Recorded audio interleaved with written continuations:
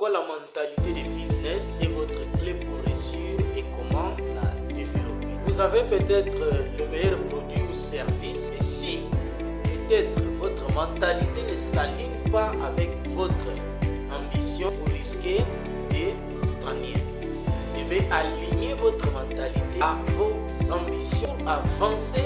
C'est dans cette vidéo où je vais vous montrer comment et pourquoi la mentalité de business est essentielle pour réussir et comment la renforcer. La mentalité d'un entrepreneur, c'est ce qui fait la différence entre ceux qui réussissent et ceux qui échouent, soit ceux qui abandonnent face à la première difficulté et ceux qui prospèrent dans leur business. Et à partir de notre mentalité, il y a une personne qui a une mentalité de business, d'un entrepreneur, et l'autre qui a une mentalité négative. Nous verrons trois piliers d'une mentalité business et je vous donnerai des outils concrets pour les développer. Le premier pilier, c'est d'abord la vision à long terme. Vous devez avoir une vision à long terme. Qu'est-ce qu'une vision à long terme? C'est sur les objectifs clairs. Et si pour son business, vous êtes en train de penser comment?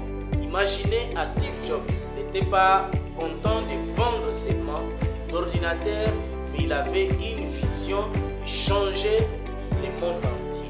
C'est comme ça que nous, on peut penser à une vision à long terme. Vous devez avoir en tant qu'entrepreneur une vision à long terme. Il y a une astuce très pratique. Prenez 10 minutes chaque jour dans votre vie pour visualiser où vous voulez être dans une année, dans 5 ans, dans 10 ans, dans 20 ans. Vous voulez être à quel niveau? Vous voulez être où avec votre business? Ce que je veux vous demander aussi, c'est rédiger une vision de votre entreprise et réaliser-la régulièrement. C'est-à-dire quand vous avez fini à rédiger la vision de votre entreprise, vous devez passer maintenant à l'action pour la réaliser régulièrement. Le deuxième pilier, c'est la gestion des échecs.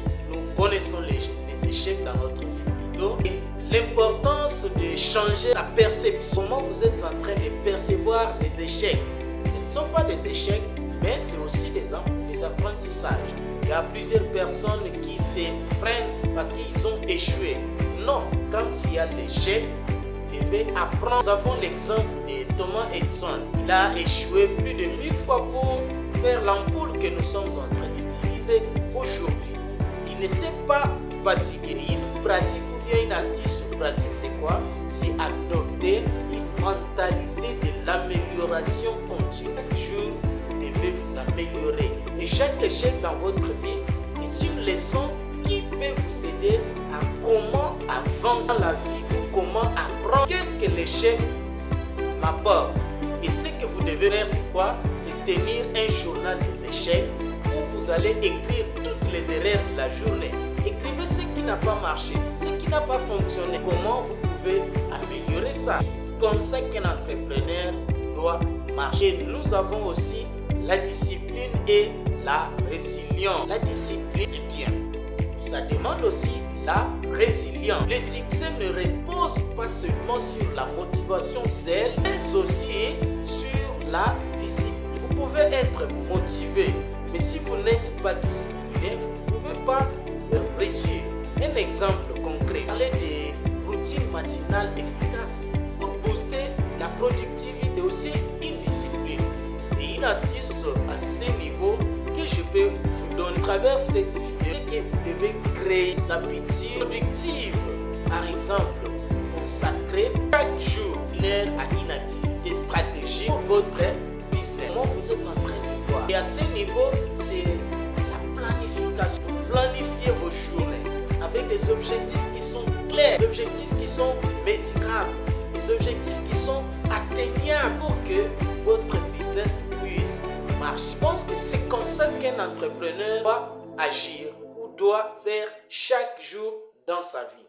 Et ce que nous pouvons récapituler sur les trois piliers, nous avons la vision à long terme, nous avons la gestion des échecs, nous avons la discipline et aussi la résilience. Et ce que vous allez faire à ce niveau, c'est mettre en avant l'importance de passer à l'action. action. Connaissance sans action n'a aucune valeur. Choisissez une des stratégies partagées aujourd'hui. Mettez-la en pratique demain. C'est ce que moi, je peux vous demander à faire. Réussir dans tout ce que vous êtes en train de projeter, de penser, voir demain ou le lendemain. Si vraiment cette vidéo vous a aidé, pensez à laisser un like, à vous abonner aussi à notre page et surtout dans les commentaires. Dites-moi quelle stratégie vous allez appliquer pour renforcer votre